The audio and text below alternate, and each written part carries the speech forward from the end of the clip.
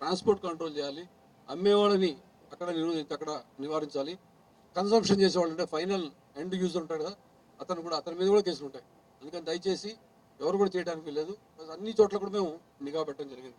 ఎందుకంటే సోర్స్ ముందు చేయాలనే ఉద్దేశంతో సోర్స్ మీద పడ్డాం పైగా. దానికి సంబంధించి చాలా టెక్నాలజీ వాడుతున్నాం ఇప్పుడు.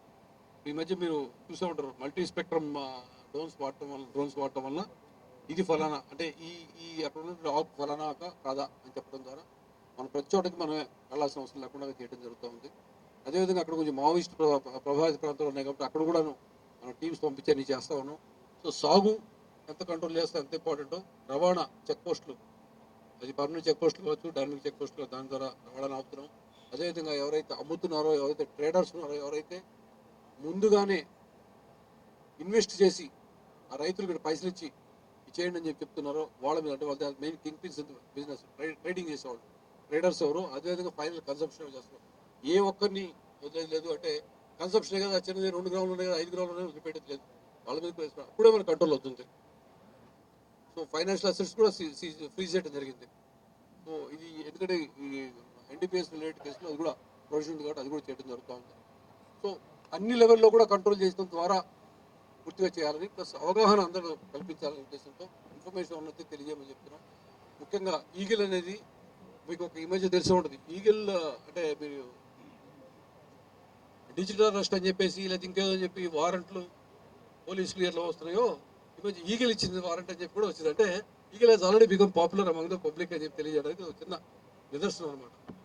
సో అది అఫ్కోర్స్ వీళ్ళు ఇచ్చింది కాదు, వీళ్ళు వారెంట్ ఇచ్చే అవకాశం కూడా లేదు. చెప్పే కేసు కూడా కట్టాము. But what I'm trying to say is people are utilizing this also. అంటే ఫుల్లీ ఎస్టాబ్లిష్డ్, ఇంకా మ్యాన్ పవర్ ఇంకా చాలా రావాల్సింది వాళ్ళకి. ఏజెంట్గా దాంట్లో ఉన్న వాళ్ళతో డెప్యుటేషన్ మీద వెళ్తారు. అది మేము రెగ్యులర్ పోలీస్ నుంచి ఇవ్వాల్సి ఉంటుంది. సో అంటే మేము కావాలని పూర్తి వివరాలు చెప్పట్లేదు. దానికి కొంచెం కొన్ని కొన్ని స్పెషలైజ్ ఏజెన్సీ ఎలా పనిచేస్తే అలా పనిచేస్తాం అనమాట. But we have enough of people with that. Main ఏంటంటే దీంట్లో కూడా ఇన్ఫర్మేషన్ ఇస్ ఇంపార్టెంట్. ఇన్ఫర్మేషన్ మాకు వస్తుంది ఇప్పుడు బాగా.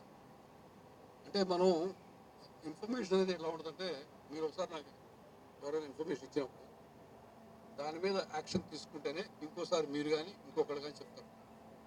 ఇచ్చిన ఇన్ఫర్మేషన్ అట్లా పక్కన పడేస్తామంటే ఇంకా రాదు, ఇన్ఫర్మేషన్ డ్రై అయిపోతుంది, ఇన్ఫర్మేషన్ సోర్సెస్ డ్రై అయిపోతుంది. సో ప్రస్తుతం వచ్చిన ప్రతి ఇన్ఫర్మేషన్, ప్రతి చిన్నదాన్ని కూడా మేము చాలా సీరియస్ తీసుకొని 1972 కాల్స్ వస్తున్నాయి. అదర్వైజ్ మాకు వచ్చిన ఇన్ఫర్మేషన్ ప్రకారం ఇమీడియట్గా యాక్ట్ చేస్తాము. ఇన్ఫర్మేషన్ బలోపేతం చేసుకోవడం ద్వారా అంతర్రాష్ట్ర ముఠాలు కానీ లేదా మన రాష్ట్రానికి సంబంధించిన తీసుకొచ్చినా కానీ ఖచ్చితంగా యాక్షన్ తీసుకుంటాము. ఆల్రెడీ స్టార్ట్ అయింది. That's why we are able to get some good progress. ఈ మధ్య చూస్తే 200% కేసులు పెరిగినాయి ఈ మధ్య కాలంలో. 250% 295% సీజర్ పెరిగింది, కేసులు పెరిగినాయి. అంటే కేసులు పెరిగినాయి అంటే పెద్ద కంగారు పడాల్సిన అవసరం లేదు, ఉంది కాబట్టి మనం యాక్ట్ చేస్తాం అన్నట్టు. So will do it after some time, they will not be cases.